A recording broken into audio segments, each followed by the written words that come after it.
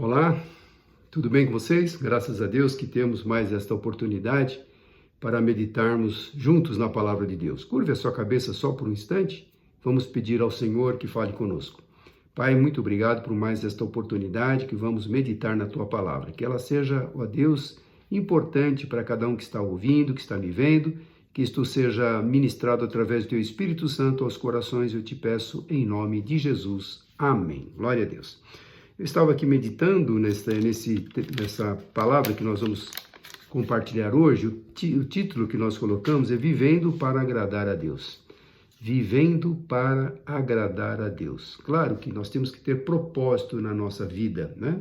Eu tenho que ter um propósito, e o propósito maior deve ser viver para agradar a Deus. Claro que nós convivemos aqui nesta terra, temos uma família, temos relacionamentos com irmãos, temos relacionamentos profissionais, acadêmicos, e essas pessoas que convivem com a gente tem que procurar agradar também. Claro que a Bíblia fala, quando depender de nós, tenha paz com todos. Então, nós temos que lutar, nos esforçar.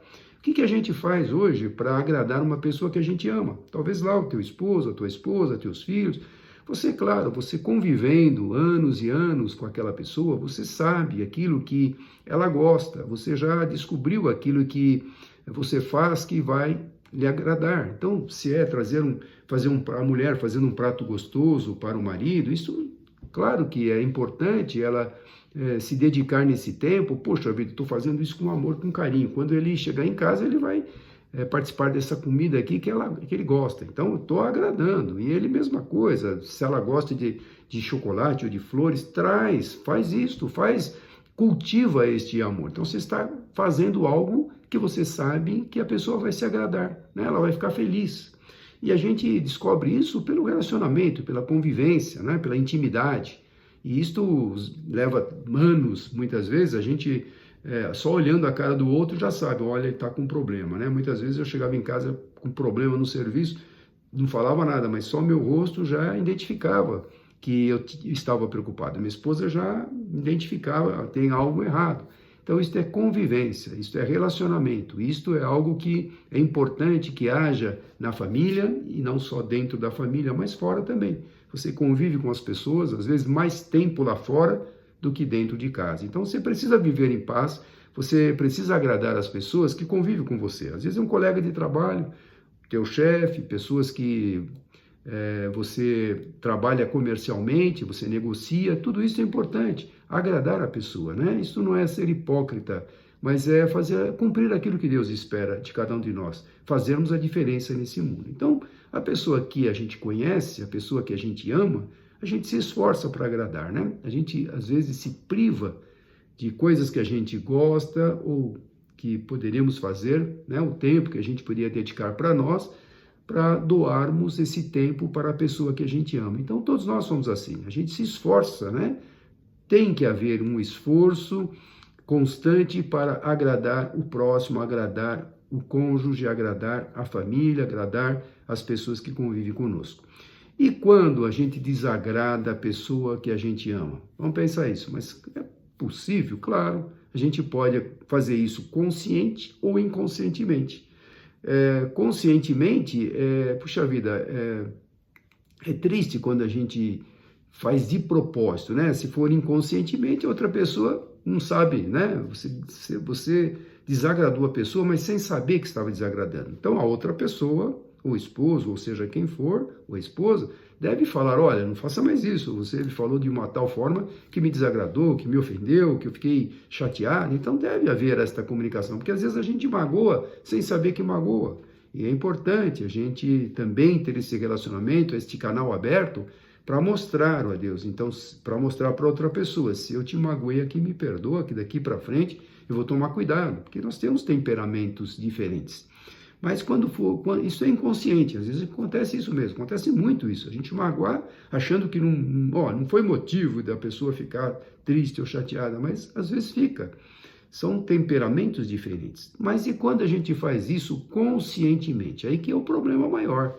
A gente sabe que aquilo vai desagradar a pessoa, a gente vai bater naquela tecla, vai apertar naquela ferida. Então eu sei que isso eu vou magoar, eu vou fazer para magoar.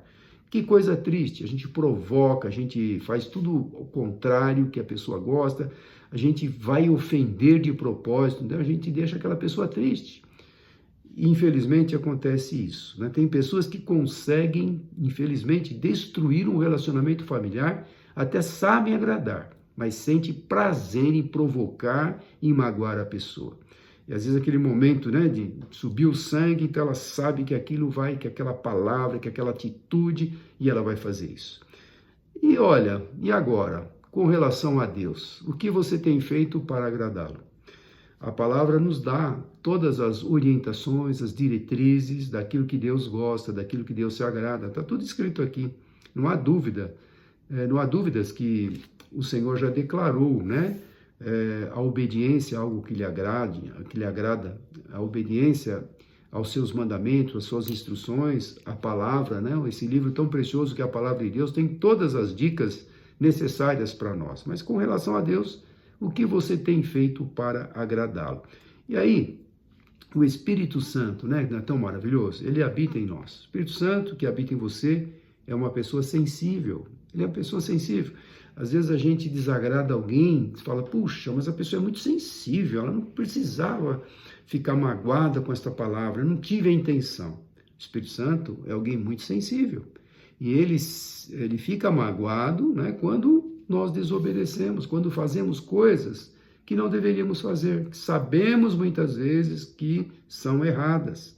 É aquilo lá que eu falei, quando a gente faz isso propositalmente contra alguém que a gente ama, mas a gente quer magoar, a gente quer cutucar. Às vezes a gente sabe que aquilo é pecado, que Deus não quer que a gente tome este rumo, e a gente faz isso conscientemente. Existem pecados inconscientes e eu acho que nós devemos pedir perdão sempre quando pecamos. Muitas vezes a gente nem sabe que pecou, ou mesmo, né? A gente teve um comportamento que não foi aquilo que Deus esperava de nós como cristãos, mas temos que pedir perdão todos os dias estamos pecando. Mas o Espírito Santo que mora aqui, ó, né? Como você trata esse Espírito Santo? Com reverência, com amor, né? Com todo cuidado de procurar agradá-lo, para que ele permaneça aqui, tratando, falando, agindo com você, ou você despreza o Espírito Santo que habita em você? Então, como nós vamos tratar? Vivendo para agradar a Deus. O Espírito Santo é aquela terceira pessoa da Trindade que quer ser agradado, ele quer ser obedecido, ele quer o melhor para nós. Então vamos agradá-lo, né? Peguei aqui uma passagem bíblica que o apóstolo Paulo escreveu aos Tessalonicenses. Então, o apóstolo Paulo fundou essa igreja de Tessalônica na sua segunda viagem missionária, lá por volta do ano 51 depois de Cristo. Então, esta carta aos Tessalonicenses foi escrita e essa igreja foi fundada lá no ano 51 depois de Cristo. Ele teve de sair, Paulo, né, quando fundou essa igreja, teve que sair às pressas lá de Tessalônica por causa de uma grande perseguição dos judeus. Ele escreveu esta carta para fortalecer a vida dos cristãos e como viver uma vida que agrada a Deus, né? O tema não é vivendo para agradar a Deus? Ele escreveu esta carta exatamente para enfatizar para aqueles cristãos, para aqueles judeus cristãos, como viver uma vida que agrada a Deus. Então é muito importante a gente observar o que ele escreveu para uma igreja que ele fundou com muito amor e que ele se preocupou em mandar cartas para saber como estava indo a conduta deles. Então, vivendo para agradar a Deus. Então, pegue lá, primeira carta de Paulo aos Tessalonicenses, capítulo 4, do versículo 1 ao 12. Nós vamos ler aqui as instruções que Paulo dá a essa igreja, algumas coisas que ele enfatiza, algumas coisas que ele salienta aqui, que serve perfeitamente para nós nos dias de hoje. Olha, foi escrita lá no ano 51 do primeiro século da era cristã. E olha, agora é a mesma coisa, porque o homem, o ser humano é o mesmo. Ele tem as mesmas dificuldades, as mesmas lutas, os mesmos problemas do passado são hoje. Muda uma coisa ou outra, mas o homem continua sendo este ser, muitas vezes, desobediente a Deus. Então, Paulo, ele vai dar estas recomendações. 1 Tessalonicenses 4, de 1 a 12, acompanha comigo. Então, diz assim: quanto ao mais, irmãos, já os instruímos acerca de como viver a fim de agradar a Deus. Olha, ele já tinha instruído de como viver a fim de agradar a Deus e, de fato, assim vocês estão procedendo. Que bom, né? Ele está escrevendo uma carta porque ele já percebeu que aquelas instruções que ele havia dado, né, eles estavam cumprindo. Então ele estava escrevendo aqui que, olha, vocês estão cumprindo sim, que bom, que de fato vocês estão cumprindo, vocês estão observando aquilo que Deus quer e espera de cada um de nós. E aí ele continua, né? Agora, lhes pedimos e exortamos no Senhor Jesus que cresçam nisso cada vez mais. Ou seja, continue, né? Continue agradando a Deus, continue fazendo isto que vocês aprenderam e pratiquem isso. Para nós, meu irmão, nós sabemos aquilo que devemos fazer. Vamos praticar, fazer aquilo que Deus espera, praticar a vontade de Deus. Então ele continua aqui. Agora lhes pedimos e exortamos no Senhor Jesus que cresçam nisso cada vez mais, pois vocês conhecem os mandamentos que lhes demos pela autoridade do Senhor Jesus. Então aqui está uma receita primordial. Conhecer os mandamentos, estudar a palavra. Estudando a palavra, lendo a palavra, você vai ouvir do Senhor aquilo que vai agradar ao Senhor. Eu quero agradar ao Senhor. Muitas vezes eu desagrado ao Senhor, muitas vezes eu ajo de uma forma precipitada, sem consultar a Deus. Quantas vezes a gente não dá cabeçada porque não parou para ouvir a palavra? A palavra é revelada, a palavra é vida, é verdade, ela é a mesma. O Senhor Jesus é o mesmo ontem, hoje, eternamente. Essa palavra sempre vai estar atualizada. E muitas vezes a gente conhece e não pratica. Então, olha, pois vocês conhecem os mandamentos que lhes demos pela autoridade do Senhor Jesus. A vontade, versículo 3, a vontade de Deus é que vocês sejam santificados. Olha, essa é a vontade de Deus, a santificação sem a qual ninguém vai ver o reino dos céus. Então, ó, sede santos como eu sou santo, diz o Senhor. Então, a vontade de Deus é que vocês sejam santificados, abstenham-se da imoralidade sexual. Claro que sempre houve, né, orgias, imoralidade, e ele está recomendando, vocês estão praticando aquilo que vocês conhecem, mas tem detalhes aqui que precisam ser observados. Abstenham-se da imoralidade sexual. Nos nossos dias hoje, isso está correndo solto, né? Toda a promiscuidade correndo, a falta de moralidade, a falta de obediência aos mandamentos do Senhor e tudo aquilo que a internet tem coisas boas, mas tem coisas péssimas, a pornografia correndo solta. Então, tudo isso, essas imoralidades desagradam a Deus. Mas o tema aqui que nós escolhemos é vivendo para agradar a Deus. Se eu estou fazendo algo que desagrada a Deus, eu tenho que parar, pedir perdão e mudar a minha vida. Deus quer mudar, Deus quer transformar. Deus espera isso de nós. Versículo 4, ele continua. Cada um saiba controlar o seu próprio corpo de maneira santa e honrosa. Olha aqui, ó. Controlar o seu próprio corpo de maneira santa e honrosa, não dominado pela paixão de desejos desenfreados, como os pagãos que desconhecem a Deus. Ou seja, vocês conhecem a palavra, vocês sabem o que é certo. Então vocês têm que ter controle próprio, domínio próprio, como é um dos frutos do Espírito, domínio próprio, controlar o seu próprio corpo de maneira santa e honrosa, não dominado pela paixão de desejos desenfreados, como os pagãos, pessoas do mundo que desconhecem a Deus. Versículo 6. Neste assunto, ninguém prejudique seu irmão, nem dele se aproveite. Então, controlar tanto os desejos pecaminosos, as paixões, mas também controlar, às vezes eu quero levar vantagem em tudo. Puxa, eu posso levar vantagem aqui, eu vou levar vantagem. Então ele deixa claro, nesse assunto, ninguém prejudique seu irmão, nem dele se aproveite. Quantas vezes a gente vê irmãos se aproveitando de outros? A própria palavra fala, exorta que no passado as pessoas se aproveitavam dos seus empregados, aproveitavam no sentido de explorar os seus empregados, e não é diferente hoje. Às vezes mesmo no meio cristão, tem lá o cristão explorando o outro cristão. Cuidado, nós não podemos agradar a Deus desta forma. Deus, ele age igualmente com todos. Então, neste assunto, ninguém prejudique seu irmão, nem dele se aproveite. O Senhor castigará todas essas práticas, como já lhe dissemos e asseguramos. Ou seja, vocês já estão cientes, vocês já estão sabendo. E nós também. Nós sabemos o que é errado e o que não é errado.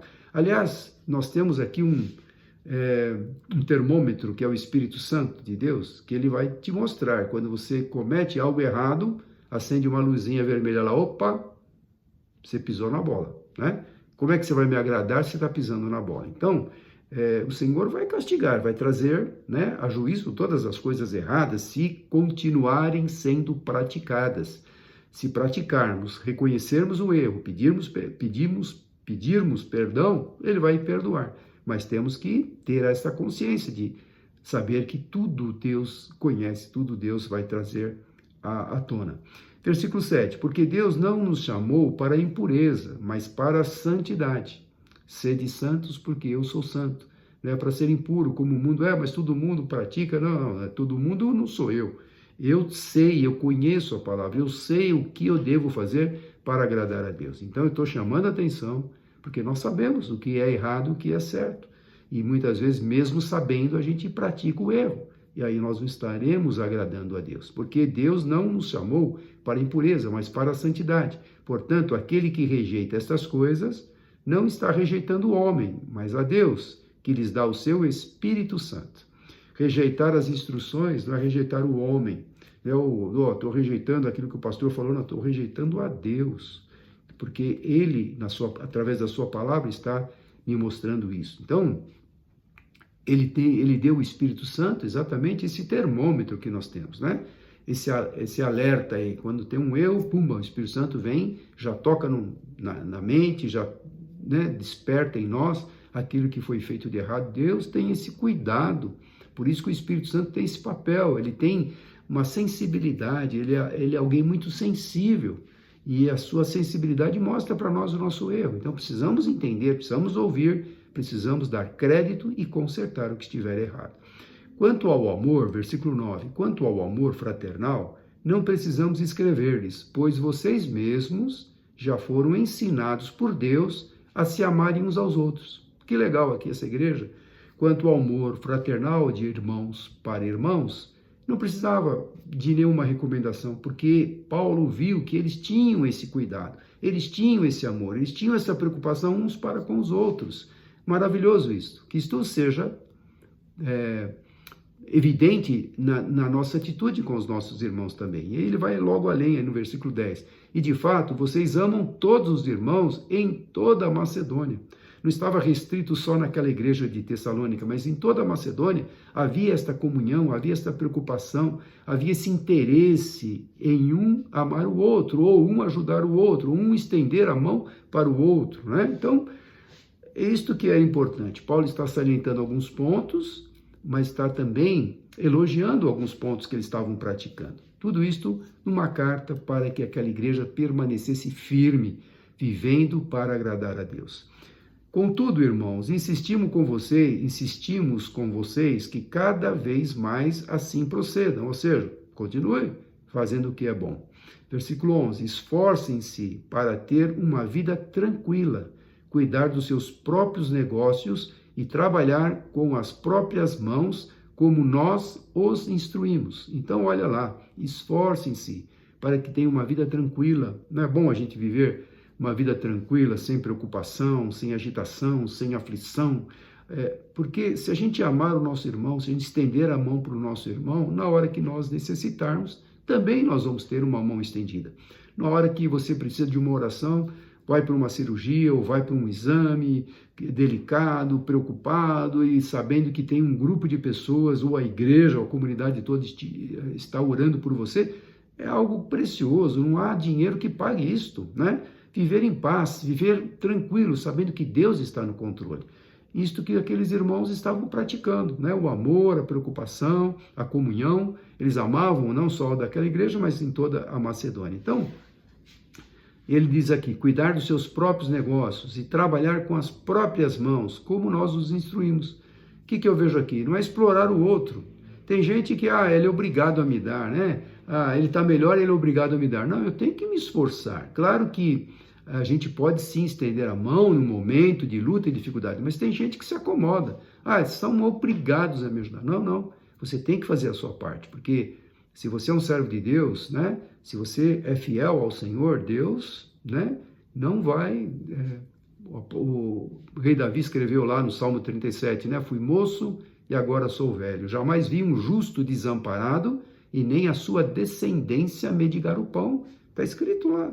O justo não vai ficar desamparado e nem a sua descendência vai mendigar o pão. Ele tem a bênção do Senhor. Mas tem gente que, sabe, vai explorar um irmão, porque o irmão conseguiu, com muita luta, com sacrifício, com estudo, galgar uma posição melhor e agora o outro se acomodou e acha que aquele que está melhor tem a obrigação. Meu irmão, não é assim.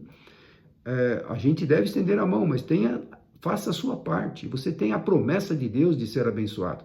Então, esforce-se para ter uma vida tranquila, cuidar dos seus próprios negócios e trabalhar com as próprias mãos, como nós os instruímos. Paulo deixou claro isso. Tem que fazer a sua parte. Faça a sua parte. Versículo 12. A fim de que andem decentemente aos olhos dos que são de fora e não dependam de ninguém. As pessoas estão nos observando.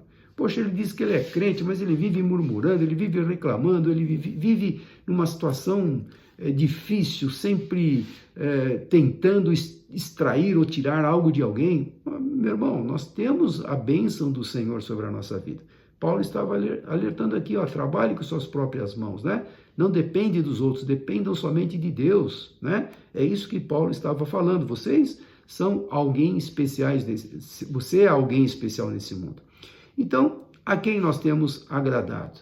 A quem nós temos agradado no contexto de hoje, no nosso dia a dia, no nosso mundo, nesse momento? Paulo estava lá dando recomendações para aquela igreja, exortando uns pontos, exaltando o outro pelo amor, pela unidade que eles tinham, né, pelo amor fraternal, mas tinham coisas que, com certeza, aquela igreja tinha de erros. Aliás, Paulo escreveu várias cartas, a igreja de Corinto também tinha muitos problemas e Paulo não deixava barato. Ele escrevia porque ele se preocupava de exortar aquelas falhas que havia nas igrejas para que houvesse conserto, para que eles arrumassem aquilo que estava errado.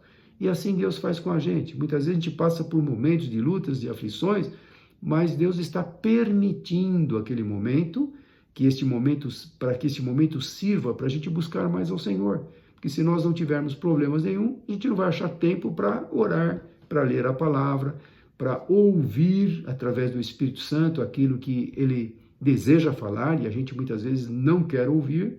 Então, olha, o que nós estamos fazendo para agradar a Deus? O que temos feito para agradar a Deus?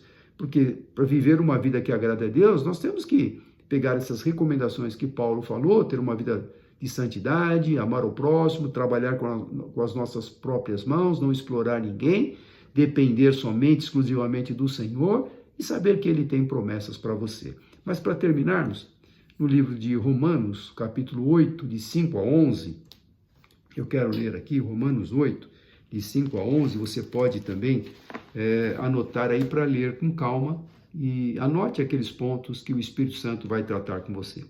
Então ele fala assim: quem vive segundo a carne tem a mente voltada para o que a carne deseja, mas quem vive de acordo com o Espírito tem a mente voltada para o que o Espírito deseja. Ou seja, se eu estou só preocupado com as coisas materiais, só estou preocupado com os bens, com o meu progresso financeiro, não estou falando que isso é errado, mas quem vive segundo a carne tem a mente voltada para a carne, ou seja, minha mente só está pensando nisso. Eu não estou falando com isso que você não deve estudar, trabalhar, se esforçar, conquistar, não é isso que nós estamos lendo aqui. A minha mente tem que estar na hora certa lá no trabalho, mas jamais eu posso deixar o Senhor em segundo plano. Tem muita gente que é abençoada e depois se esquece de Deus. Trabalha, não para um pouquinho para ir à igreja, para louvá-lo, para cultuá-lo. Deus quer, você não quer agradar a Deus, vivendo para agradar a Deus? Faça a sua parte, vai servir ao Senhor. Eu não acho tempo para ir na igreja. Tem gente que fala, não consigo levantar de manhã. Pô, meu irmão, para ir trabalhar você consegue, para ir na igreja às 9 horas da manhã, não acha tempo uma vez por semana? Puxa vida, é aquilo que a Bíblia está falando aqui. Quem vive segundo a carne tem a mente voltada para o que a carne deseja, mas quem vive de acordo com o Espírito tem a mente voltada para o que o Espírito deseja. Então veja, o Espírito, há uma luta constante, em outra passagem fala entre carne e Espírito. As coisas carnais querem, né? A carne quer as coisas da carne. Mas o Espírito, que é aquilo que habita em nós, que é eterno e que um dia vai estar na eternidade com Deus, esse quer as coisas espirituais. Isto sim é alimentar e fazer a vontade de Deus. Então fala aqui, ó, a mentalidade da carne é morte, mas a mentalidade do Espírito é vida e paz. A mentalidade da carne é inimiga de Deus, porque não se submete à lei de Deus, nem pode fazê-lo. Então, alimentar só a carne, alimentar só os desejos carnais, é inimigo de Deus, porque você não vai se submeter. O Senhor nos chama para a gente servi-lo, para a gente adorá-lo. A gente quer só alimentar a carne, a gente não vai ter tempo para isso. É o que ele está falando aqui. A nossa mente tem que estar voltada para as coisas espirituais. E ele continua aqui: quem é dominado pela carne não pode agradar a Deus. Versículo 8, versículo 9 agora. Entretanto, vocês não estão sob o domínio da carne, mas do Espírito, se de fato o Espírito de Deus habita em vocês. E se alguém não tem o Espírito de Cristo, não pertence a Cristo. Então, olha, quem é que habita no seu coração? Nós falamos que o nosso corpo é o templo do Espírito Santo de Deus. Se o Espírito Santo de Deus, que é sensível, habita em você, você vai achar tempo para alimentar o teu espírito, que é buscar as coisas espirituais. Ah, nós temos atividades, temos trabalho, temos que estudar? Temos sim, mas dá para conciliar tudo isso. A Bíblia fala, né? Colocar em primeiro lugar o reino de Deus e a sua justiça e as demais coisas que fala, né? Os versículos anteriores, que é tudo que nós precisamos para comer, para vestir, tudo Deus sabe. Mas coloque em primeiro lugar o reino de Deus, a sua justiça, todas aquelas coisas, Deus não vai deixar de atender. Porque Deus sabe, Ele tem prazer em abençoar. Então a gente fala assim, se eu servir a Deus, eu vou perder tempo. Não, você vai ganhar muito, porque você está priorizando Deus e Ele vai priorizar o que você necessita. Sempre eu falo, se a gente está cuidando da obra de Deus, que Ele cuide das nossas coisas, e Ele cuida mesmo. A gente acha que eu estou me envolvendo muito na igreja, me envolvendo muito nos trabalhos, estou deixando algo de lado. Não, você está semeando bênçãos na sua vida. Se você é envolvido na obra do Senhor, cantando, tocando, ensinando, pregando, participando de células, de grupos missionários, você está se envolvendo na obra do Senhor, está priorizando a obra do reino. Porque através desse alimento que você está recebendo, você vai poder ajudar outros. E é isso que ele fala aqui, né?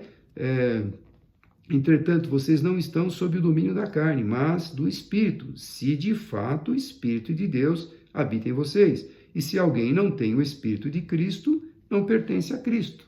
Eu espero que você tenha o Espírito Santo de Deus, espero que você leve a sério esta parte de alimentar o Espírito, né?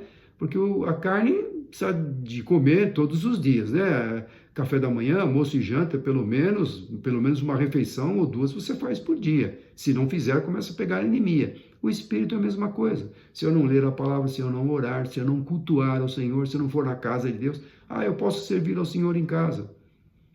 Será que pode? Só em casa? Devemos servir ao Senhor em todos os lugares, mas não é importante estarmos em comunhão com os irmãos? Como aquela igreja de Tessalônica.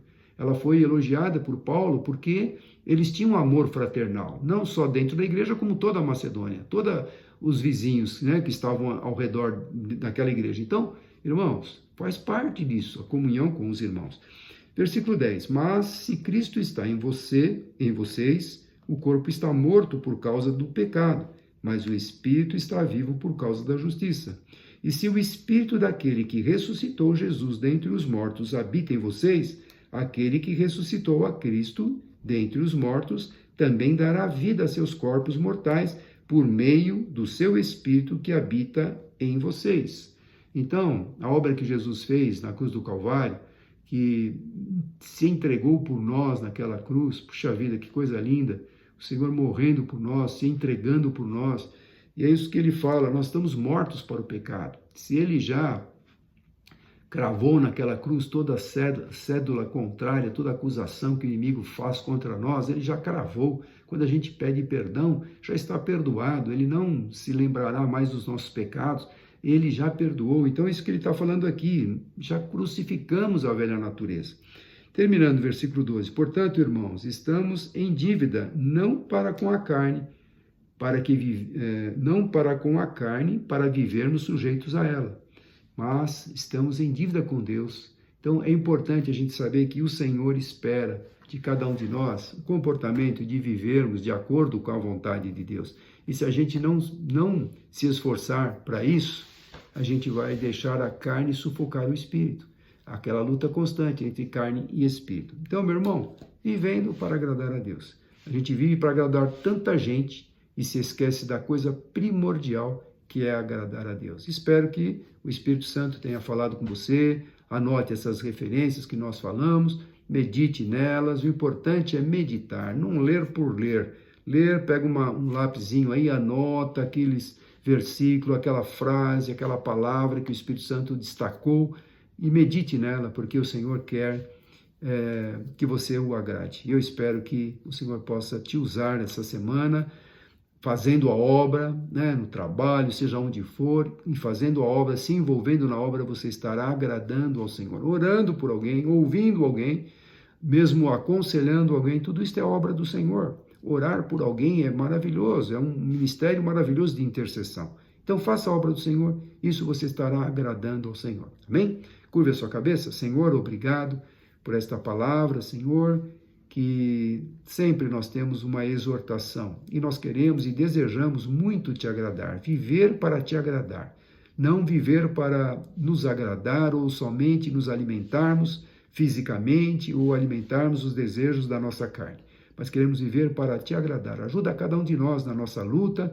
na nossa dificuldade. Tu sabes que aonde cada um precisa melhorar, aonde cada um precisa consertar para que o Senhor se agrade das nossas vidas. Obrigado, Pai, por esta palavra e eu te peço em nome de Jesus. Amém e amém. Após essa mensagem, nós temos a ceia gravada, então participe da ceia, você que não pôde estar conosco hoje de manhã, mas participe da ceia, eu sei que Deus vai se agradar, porque nós fazemos isso em memória dele, até que ele venha. É uma ordem, né? A ceia e o batismo são ordens, são ordenanças. Não é eu faço se eu quero, não é uma ordem, faça isso, faça com prazer. Fazer isto em memória de mim, até que ele volte. Então participe com alegria da ceia do Senhor. Receba a bênção, que a graça de nosso Senhor e Salvador Jesus Cristo, o amor de Deus Pai, a doce comunhão e consolação do poder do Espírito Santo de Deus esteja sobre todos vós, hoje e para todo sempre. Amém. Se você estiver com alguém do teu lado, dá um abraço gostoso. Deus te abençoe e uma ótima semana.